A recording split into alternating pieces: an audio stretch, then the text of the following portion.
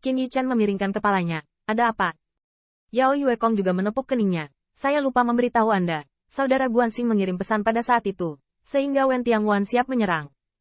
Ngomong-ngomong, itu terjadi karena Brother Stargazer mengirim pesan. Kami akan memberitahu Anda, hanya untuk mengetahui bahwa Anda berada dalam mimpi buruk. Qin Yichen berkedip dan menatap Bai Guanxing dengan sedikit keheranan. Pukul. Siapa yang kamu kalahkan? Apakah kamu masih perlu bertanya? Bai Guanxing tiba-tiba berdiri, dan lautan bintang tampak bersinar di mata biru dan putihnya. Siapapun yang menghalangi jalan kita ke depan harus dilindas. Berbicara bahasa Inggris. Ahem, Kaisar telah mencapai titik ini, dan klan Kaisar Ke sekarang menginginkan tentara, dan basis sumber daya juga berada di puncaknya. Dan kamu bisa keluar dan melihat-lihat sekarang. Diperkirakan banyak tentara sihir bersiap-siap, menunggu kamu untuk membawa mereka bertempur lagi. Jadi, siapa yang akan kamu pukul? Menghadapi pertanyaan Qin Yichen, Bai Guanxing hanya tersenyum acuh tak acuh. Tentara Dewa Wen Tianguan sebagian besar berasal dari klan Kaisar Ke, jadi tentu saja mereka harus meminta pendapat kakek kedua Anda. Karena itu, Qin Yichen, yang sekarang lebih akrab dengan Bai Guanxing, merasa bahwa senyuman seperti ini jelas-jelas sudah menggali lubang. Benar. Bai Guanxing memandang Qin Yichen dan memikirkan sesuatu. Sepertinya aku telah berjanji pada klan Kaisar Ke, ketika aku menerobos Kaisar, apakah aku akan membantu ayah mertuamu menyelesaikan lonjakan jalan? Sepertinya, itulah masalahnya. Sejak saat itu, keesokan paginya, di kuil Wentian, Ke Tiangxuan duduk dalam bahaya, dan jelas bahwa posisi ras manusia di Wentian pas naik ke level lain dengan kembalinya Xiao Yu. Tuan Bai ada di sini, cepat duduk. Ke Tiangxuan dan yang lainnya tidak terlalu lama membahasnya secara pribadi. Mereka melihat Qin Yichen dan Bai Guanxing berjalan ke aula. Yang mengejutkan Ke Tiangxuan adalah Demon Yuekong juga mengikuti. Apa artinya ini? Tanda seru. Meskipun Yao Yuekong telah tinggal di Wentian pas baru-baru ini, itu tidak berarti bahwa Kaisar Iblis Muda yang bermartabat ini bersedia bertindak sebagai preman untuk klan Kaisar Ke-nya. Selain itu, Ke Tiangxuan tidak bodoh untuk menanyakan apa yang sedang terjadi di kuil surga kali ini. Dengan kata lain, Yao Yuekong mungkin tidak keberatan membantu klan Kaisar Ke dalam kesulitan. Tetapi hari ini dengan kedatangan Bai Guanxing, itu menunjukkan bahwa Kaisar Iblis Muda ini juga memiliki arti berpartisipasi dalam pertempuran Kaisar ini. Setelah buru-buru bangun dan mengundang Bai Guanxing dan Yao Yuekong untuk duduk, yang pertama juga langsung membahas topik pembicaraan. Semuanya, aku akan kembali ke klan Huaxu untuk melanjutkan penyembuhan dalam waktu dekat, jadi mari kita buat cerita panjang pendek. Saya akan mengirim pasukan untuk menyerang Yuan Tiandi dengan Wen Tianguan sebagai pemimpinnya. Bagaimana menurut Anda? Ada hening sejenak di aula surga, dan Ke Yuheng memimpin untuk menepuk pahanya. Seharusnya sudah seperti ini sejak dulu.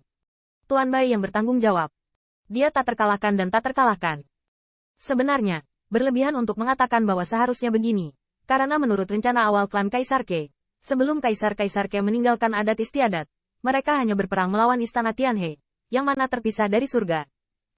Namun, karena kinerja Jenderal Fengda dan Putra Baize di luar rencana, semua ini tampaknya telah dimajukan.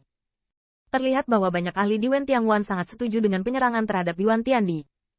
Nada suara Ke Tiangxuan bahkan lebih serius, tetapi dia tidak ragu-ragu untuk mengatakan, jika ada perang, tanya tentara Tiangwan, semuanya terserah suamimu untuk dikerahkan. Bai Guanxing mengangguk sedikit, dia tidak memiliki maksud sopan untuk masalah ini, dan bahkan ini harus diklarifikasi. Selama pertempuran, hanya ada satu suara yang mengatur seluruh pasukan. Tentu saja, baik Qin Yichen, sebagai seorang jenderal, maupun raksasa Ke Tiangxuan, tidak berniat untuk memperebutkan kekuasaan dengan Bai Guanxing. Belum lagi perebutan kekuasaan, bisa mengundang Putra Baize untuk memerintah. Ini adalah impian semua kaisar. Putri Wen Qing duduk di samping Qin Yichen, mencondongkan badan sedikit, melihat ke depan ke wajahnya.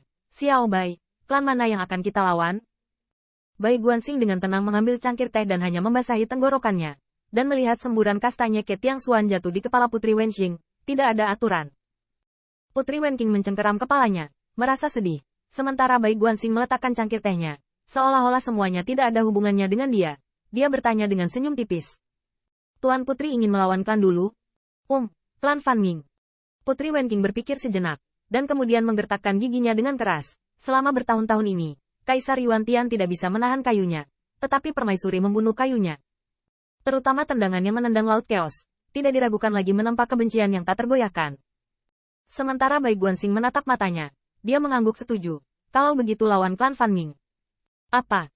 Tanda seru. Begitu kata-kata ini keluar, Ke Tiangxuan tercengang, dan wajahnya penuh dengan keterkejutan.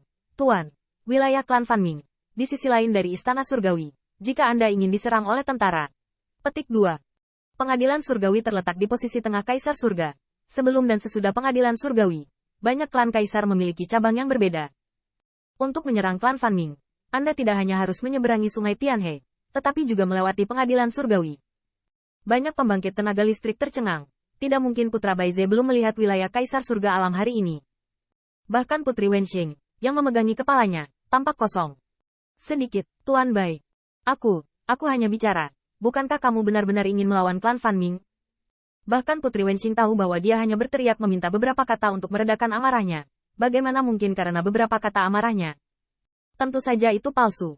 Bai Guanxing tersenyum acuh tak acuh. Saya hanyalah ujian kecil sekarang. Jika saudara Feng dan Anda memiliki anak di masa depan, apakah itu akan mempengaruhi kecerdasan Anda?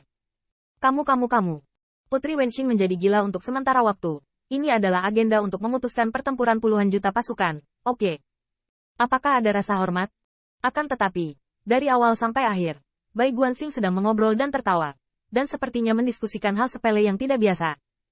Meskipun Ke Tiangshuan tersenyum dan setuju, mereka tidak merasakan ketidakpuasan apapun dengan sikap Bai Guanxing di lubuk hati mereka.